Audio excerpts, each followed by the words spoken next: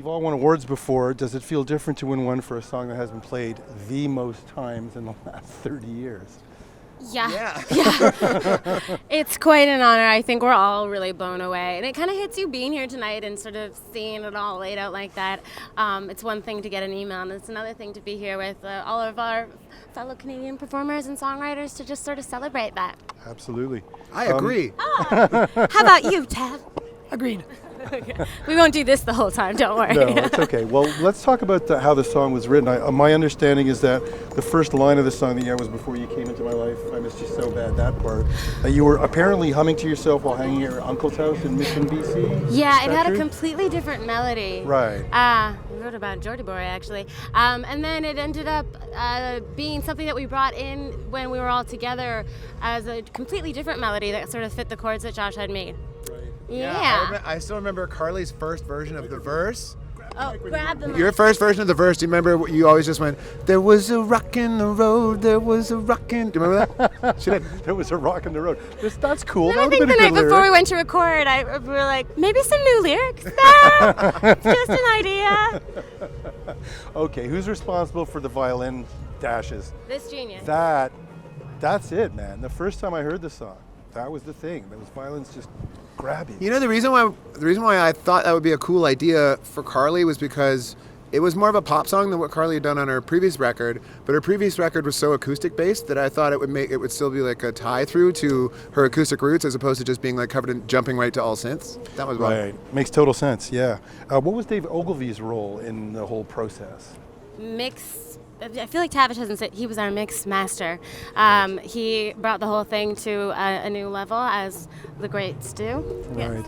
Yes. Tavish, you can address this. You and Carly were actually like sort of jamming it out for a while before you got involved with Josh. Can you talk about what happened in that process and how the song changed there? I mean, a lot of the time on the road or even at Carly's place when she was living in Kits, we would just jam around with acoustic guitars and a bunch of little song nuggets would kind of come out, and this happened to be one of those little ideas. Tavish also is the king, because I think as soon as that little hook was the call me maybe, I was like, that's silly, and he's like, I think it's got something. Maybe we should hold on to it. So thank God he did. But it was the pre-chorus. It was in a different key. Oh man. We shuffled this song. I think is such a perfect example of collaborating and moving and changing pieces, because I don't really know how it happened, but I think that's when you kind of got something special, the song sort of directing you versus everyone having too many opinions. Yeah. Was there ever a point where you had a feeling, or at what point did you have any feeling, if you did, that, this is something really different and really special here? I did not know that. Yeah, me neither. Really, eh? Me neither, no. No idea.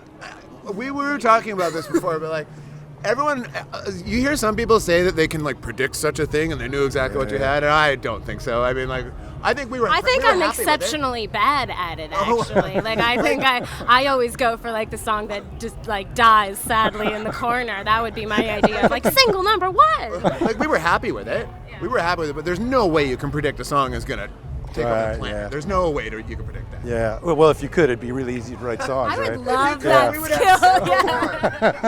skill. When we talked a few years ago, Josh, you were saying that the song had taken off, and then you went down to LA, and people were like, "Well, what else you got, kid?" And there's a bit of that pressure after. Did you guys feel that, and was it hard to like follow up after? The time you're talking about specifically, that was like the day after the Grammys, and I went in and sat in Interscope and like slowly just met everyone that worked there, and everyone that came in was like, "So what else you got?" And I had nothing, and I just made up stories the whole day. It was like, "Oh, I got this one and this one," and I had absolutely zero material. But yes, I did feel a certain amount of pressure at first. What about you, Carly? But not now. Yes, I think there was excitement at first of just like this hunger to kind of show that I had other things that I wanted to share. Right. But definitely when I think the transition from Kiss to Emotion, I think around that time, actually Tavish would like call me from New York. Well, I'd call him from New York and talk me out of like, this isn't just pressure of like you trying to make another Call Me Maybe. It's about you looking at this as a stage finally to show kind of other colors of what you like to do. So that was like a changing day for me, and I kind of let go of feeling too stressed. Yeah. Cool. Yeah. Thank you. Thank you.